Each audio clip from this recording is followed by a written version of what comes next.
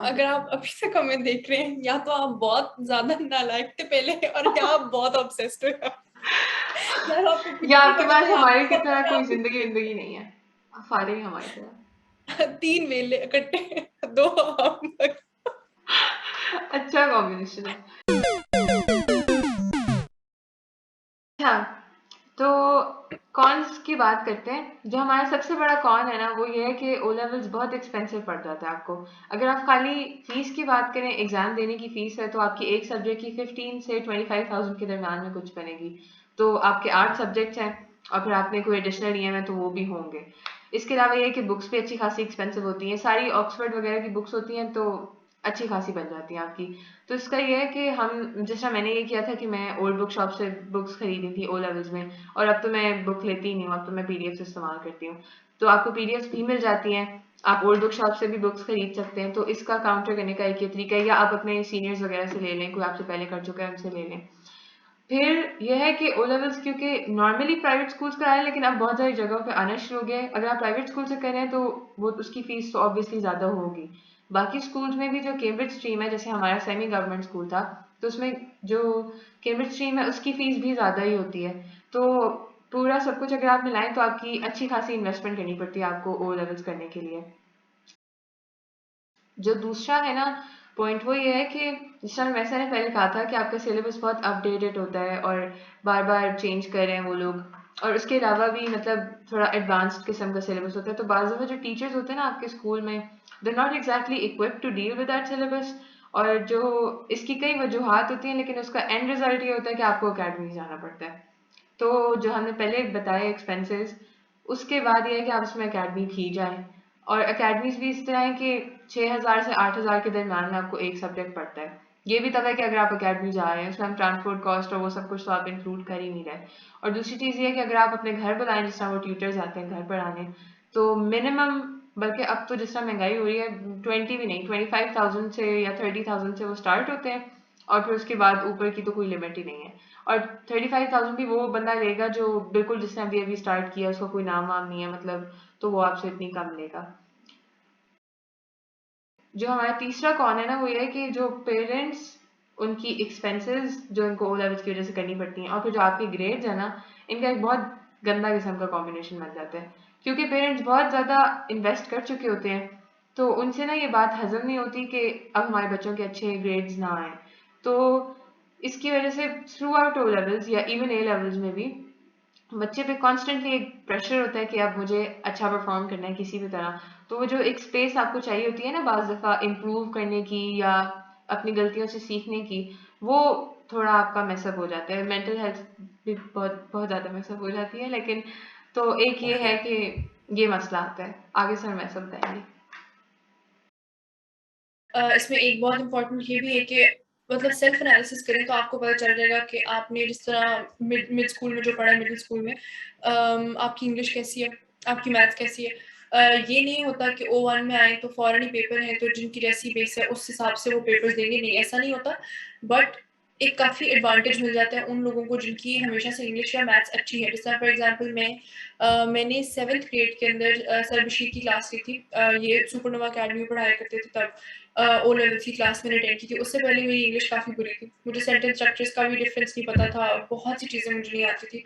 7th grade में genuinely उनकी वो 1-4 महीने की क्लास से मेरी इंग्लिश 0 से 10 पे चली गई होगी। और अगर ये मैंने उस वक़्त ना किया होता तो जेनुइनली मुझे नहीं लगता कि मेरा ओ लेवल्स में A स्टार आना था इंग्लिश में। और मैथ्स का भी यही हाल है कि अगर आपने पहले D1, D2, D3 और उनकी वर्क बुक्स वगैरह लाइक जितना लाइक मिडिल स्कूल में पढ़ाया जाता है उतना अगर आपने ध्यान से अच्छे से पढ़ा है, क्लासेस बंक नहीं की, तो फिर आपको काफ़ी फ़ायदा होगा। और मैथ्स में तो ये बहुत बहुत शदीद इम्पोर्टेंट है कि आपने D1, D2, D3 तो चलो मेरे ख्याल में O1 में स्टार्ट होती है, उनको बहुत अच्छे तरीके से करना पड़ता है आपको। हाँ, और लाइक काफ़ी इस तरह होता है कि बहुत से बच्चे जो चीज़ नहीं समझ आ रही उसको स्किप कर देते हैं। ओ लेवल्स में वो चीज़ पकड़ी जाती है, क्योंकि जो एग्जैक्टली। मैंने तो जब जो चीज़ स्किप की है वो पेपर में पहला सवाल होता है। तो वो स्किप करने वाली तो किस्मत ही नहीं है। सही बात है। तो दूसरा एक और कॉन ये है कि जिस तरह फॉर एग्ज़ाम्पल इक्विवेलेंस बनती है हम सब लोगों की। जिन लोगों ने अच्छा अगर फॉर एग्जांपल आपने ओ लेवल्स करके अब्रॉड जाना है तो फिर कोई इतना बड़ा इशू नहीं होता, इक्विवेलेंस आप बनानी नहीं पड़ती, आपके जो ग्रेड्स होते हैं वही आप यूनिवर्सिटी लेकर जाते हैं। अगर आपने एमबीबीएस करना है तो फिर आपको पाकिस्तान की किसी भी यूनिवर्सिटी में जब एडमिशन चाहिए होगा तो इक्विवेलेंस बनती है ओ लेवल्स के स्टूडेंट्स की, मैट्रिक के स्टूडेंट्स की। और ओ लेवल्स के स्टूडेंट्स को एक बहुत बड़ा डिसएडवांटेज ये होता है कि आप लोगों का ए स्टार जो है पहले तो होता था 90 पे, बेशक अगर किसी बच्चे के 100% भी आए हैं पेपर में, उसका पूरा पेपर ठीक था, फिर भी उसको 90 ही मिलेंगे। That's quite disadvantage. और उसके अलावा जिस तरह फॉर एग्जांपल ए है, ए 85 पे होता है, बी उससे भी कम पे होता है। इवन दो अगर आप फॉर एग्जांपल किसी बच्चे का ए आया 89 पे तो वो 85 पे हो जाएगा। अब रिसेंटली और थोड़ा अगर लाइक थ्रेशोल्ड हाई भी हो, तो देखो अगर आपके मार्क्स ज़्यादा आए हुए भी हैं, तो फिर भी मतलब आप पीछे ही हो जाते हैं। हाँ, ट्रू सेम।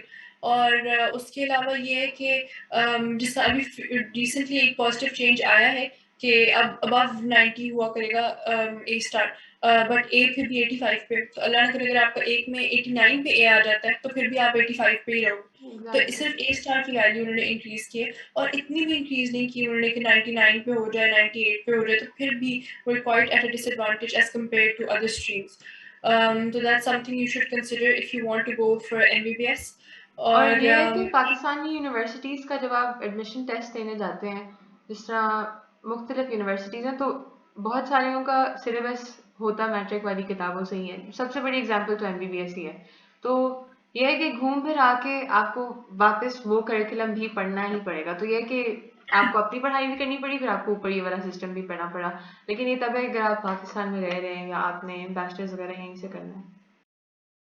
एक और डिसएडवांटेज ये होता है कि जिस तरह बहुत सी यूनिवर्सिटीज है पाकिस्तान, ये भी डिसएडवांटेज उन्हीं लोगों के लिए है, जिस तरह पिछला डिसएडवांटेज और ये वाला, दोनों सिर्फ उन लोगों के लिए जिन्होंने पाकिस्तान में रहना है। फॉर एग्जांपल अगर आपने ओ लेवल्स करके बाहर चले जाना है तो these things don't apply to you, सबसे अप्लाई ऑन यू।